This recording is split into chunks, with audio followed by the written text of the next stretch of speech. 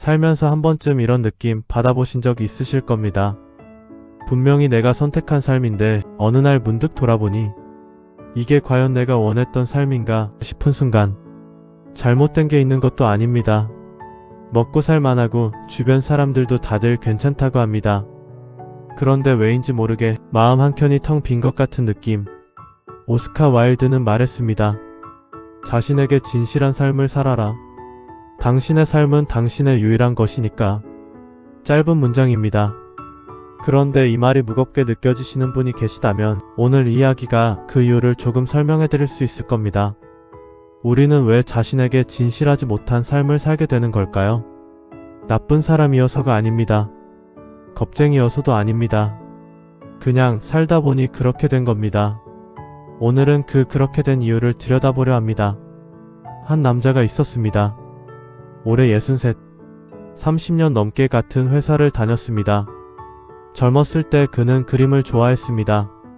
특별히 잘 그리는 건 아니었지만 붓을 들고 있을 때만큼은 시간이 어떻게 가는지 몰랐습니다. 25에 결혼을 했고 아이가 생겼고 부모님은 안정적인 직장을 원하셨습니다. 그는 그림 도구를 정리했습니다. 서랍 깊숙이 넣어두었습니다. 나중에 시간이 생기면 다시 하면 되지. 그때는 그렇게 생각했습니다. 그로부터 35년이 지났습니다. 퇴직 후 첫 아침 그는 오랜만에 그 서랍을 열었습니다. 붓은 굳어 있었고 물감은 말라 있었습니다.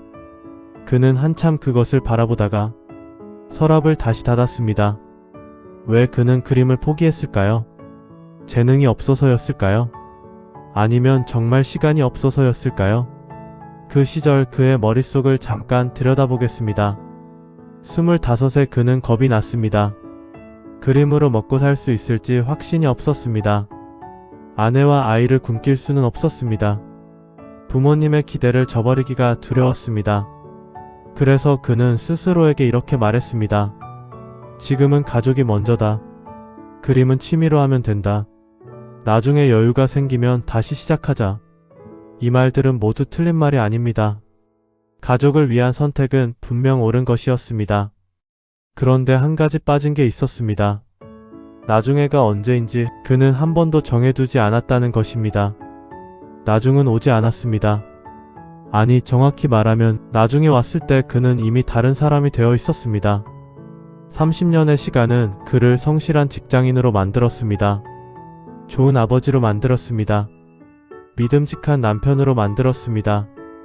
그런데 그 안에서 붓을 들던 25의 그는 어디로 갔을까요? 그는 사라진 게 아니었습니다. 서랍 안에서 굳어 있었던 겁니다. 붓처럼.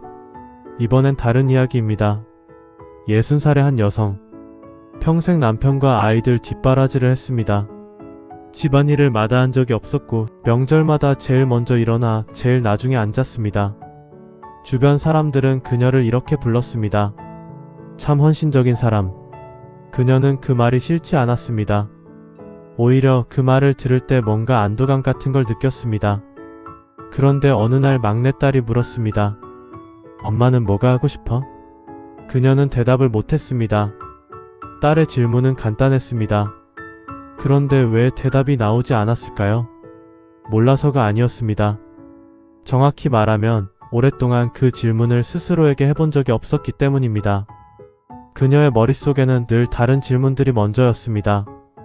남편 밥은 됐나? 아이 학원 픽업은 누가 하지? 시어머니 야근 챙겼나? 자신이 무엇을 원하는가? 라는 질문은 순서가 없었습니다. 항상 미뤄졌습니다.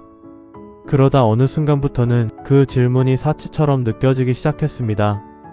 우리는 이런 상태를 흔히 희생이라고 부릅니다. 그런데 심리학에서는 이것을 조금 다르게 봅니다. 자아소거라고까지 할 수는 없지만 오랜 시간 타인의 필요를 자신의 필요보다 앞에 두다 보면 어느 순간 자신의 욕구 자체를 인식하는 능력이 흐려집니다. 그녀가 대답을 못한 건 하고 싶은 게 없어서가 아니었습니다. 하고 싶다는 감각 자체를 너무 오래 눌러왔기 때문입니다. 딸의 질문을 받은 그날 밤 그녀는 잠을 잘 이루지 못했습니다. 뭔가 불편한 게 아니었습니다. 그냥 오랫동안 닫아두었던 방의 문이 갑자기 조금 열린 것 같은 느낌이었습니다. 그 방 안에 뭐가 있는지 그녀는 아직 잘 모릅니다. 그런데 그날 처음으로 그녀는 그 방이 거기 있다는 걸 알았습니다. 이번 이야기는 조금 다릅니다. 65세 한 남자. 50대 초반의 사업에 크게 실패했습니다. 전 재산을 잃었고 친구 몇을 잃었고 자존심도 잃었습니다. 그는 재기를 꿈꿨습니다. 당연히 그랬습니다. 그런데 막상 다시 시작하려 하니 이상하게 발이 떨어지지 않았습니다. 사람들은 그에게 이렇게 말했습니다. 다시 해봐. 경험이 있잖아. 나이가 많은 게 아니잖아. 그는 고개를 끄덕였습니다. 맞는 말이었습니다. 그런데 혼자 있을 때 그의 머릿속은 달랐습니다. 또 실패하면 어쩌지? 이 나이에 다시 욕먹으면 버틸 수 있을까? 그냥 조용히 사는 게 낫지 않을까? 그는 이것을 신중함이라고 불렀습니다.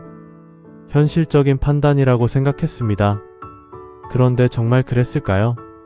신중한 것과 두려운 것은 어떻게 다를까요? 그로부터 2년이 지났습니다. 그는 결국 작은 가게를 하나 열었습니다. 예전 사업과는 전혀 다른 종류의 일이었습니다. 크지 않았습니다. 화려하지 않았습니다. 그런데 그는 매일 아침 가게 문을 열면서 뭔가 오래전에 잃어버렸던 감각을 조금씩 되찾는 느낌을 받았습니다. 그게 무엇인지 말로 표현하기는 어려웠습니다. 그냥 내가 뭔가를 하고 있다는 느낌. 누군가의 눈치가 아니라 내 판단으로 움직이고 있다는 느낌. 심리학에서는 이것을 자기 효능감이라고 부릅니다. 내가 무언가를 해낼 수 있다는 믿음. 그런데 이 믿음은 생각에서 오는 게 아닙니다. 작은 행동을 반복하면서 몸으로 쌓이는 것입니다. 그가 2년을 망설인 건 의지가 약해서가 아니었습니다. 실패 이후 무너진 자기 효능감이 회복될 시간이 필요했던 겁니다. 그리고 그 회복은 거창한 결심이 아니라 작은 가게 문을 여는 것에서 시작됐습니다. 이번 이야기는 좀 더 조용합니다. 67의 한 여성. 젊은 시절부터 글 쓰는 것을 좋아했습니다. 일기를 썼고 편지를 썼고 가끔은 아무도 읽지 않을 짧은 글을 혼자 써두기도 했습니다. 어느 날 딸이 말했습니다. 엄마, 요즘 블로그 같은 거 하는 어르신들도 많더라. 그녀는 웃으며 손을 저었습니다. 나 같은 사람이 뭘. 이 짧은 말 안에 얼마나 많은 것이 담겨 있는지 한번 생각해 보신 적 있으신가요? 그녀는 글을 못 쓰는 게 아니었습니다. 오히려 반대였습니다. 그런데 왜 그 말이 나왔을까요? 그녀의 머릿속을 들여다보면 이런 목소리들이 있었습니다. 누가 내 글을 읽겠어? 틀린 맞춤법이라도 있으면 창피하지. 나이 들어서 뭔가 시작한다고 하면 우습게 볼 텐데. 이것은 겸손이 아니었습니다. 심리학 용어로는 사전 자기보호 셀프-핸디캐핑에 가깝습니다. 실패하기 전에 먼저 스스로를 작게 만들어버리는 것. 그러면 실망할 일도 창피를 당할 일도 없으니까요. 그로부터 3달 후 딸이 다시 한번 권했고 그녀는 조용히 블로그를 하나 만들었습니다. 이름도 없이 소개글도 없이 첫 글을 올렸습니다.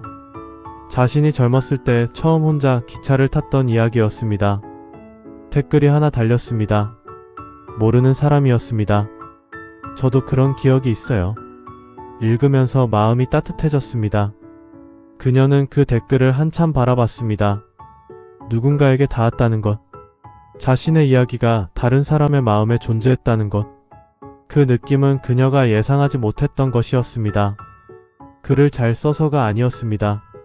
진짜 자신의 이야기를 썼기 때문이었습니다. 오스카 와일드의 말이 여기서 다시 떠오릅니다. 자신에게 진실한 것. 그것이 결국 다른 사람에게도 닿는다는 것. 마지막 이야기입니다. 70의 한 남자. 평생 남들이 보기에 흠잡을 데 없는 삶을 살았습니다. 좋은 아버지, 좋은 남편, 좋은 이웃. 누구 하나 그에 대해 나쁜 말을 하지 않았습니다. 그런데 그는 요즘 자꾸 이런 생각을 합니다. 내가 정말 원했던 삶이 뭐였더라? 그는 후회하는 게 아닙니다. 살아온 시간을 부정하는 것도 아닙니다. 그냥 어느 날부터 자꾸 그 질문이 올라옵니다. 잠들기 전에, 산책하다가, 혼자 밥을 먹다가, 나는 누구의 기대에 맞추며 살았던 걸까? 그리고 그 기대들 사이에서 내가 진짜 원했던 건 어디 있었던 걸까? 이 질문을 드리고 싶습니다. 지금 이 순간 여러분의 삶에서 가장 자주 하는 선택들은 누구를 위한 것인가요? 그는 어느 날 손자에게 이런 말을 했습니다. 너는 남들이 좋다는 길 말고 내가 걷고 싶은 길을 걸어라. 손자는 고개를 끄덕였습니다. 그런데 그 말을 하고 나서 그는 이상하게 목이 메었습니다. 그 말은 손자에게 하는 말이었지만 동시에 50년 전에 자신에게 하고 싶었던 말이기도 했습니다. 심리학에서는 이것을 자기 불일치라고 합니다. 내가 실제로 살아온 나와 내가 원했던 나 사이의 간격. 이 간격이 클수록 삶의 후반부에 묵직한 무언가로 남습니다. 그런데 중요한 건 이겁니다. 이 간격을 발견한 것이 실패가 아니라는 것. 간격을 보지 못한 채 살아가는 것이 더 두려운 일입니다. 그가 그 질문을 하기 시작했다는 것. 그 자체가 이미 무언가의 시작입니다. 오늘 5개의 이야기를 들으셨습니다. 그림을 서랍에 넣어둔 남자. 자신이 뭘 원하는지 잊어버린 여자. 두려움을 신중함이라 불렀던 남자. 스스로를 작게 만들었던 여자. 그리고 손자에게 하지 못한 말을 건넨 노인. 이 5사람은 나쁜 선택을 한 게 아닙니다. 그냥 살다 보니 그렇게 된 것입니다. 그런데 오스카 와일드의 말을 다시 가져와 보겠습니다. 자신에게 진실한 삶을 살아라. 당신의 삶은 당신의 유일한 것이니까.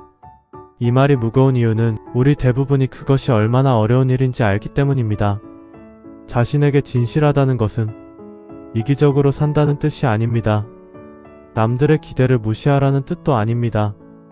다만 그 모든 것들 사이에서 내가 누구인지를 잊지 말라는 뜻입니다. 오늘 이야기를 들으시면서 마음속에 무언가 하나라도 떠오르셨다면 그것이 무엇인지 잠시 들여다보시기 바랍니다. 거창한 결심이 필요한 게 아닙니다. 그냥 그 질문을 외면하지 않는 것만으로도 충분합니다. 들어주셔서 감사합니다. 오늘 이야기가 마음에 조금이라도 남으셨다면 구독과 좋아요로 함께 해주시면 감사하겠습니다. 여러분의 생각과 경험도 댓글로 남겨주신다면 이 공간에서 함께 나누겠습니다.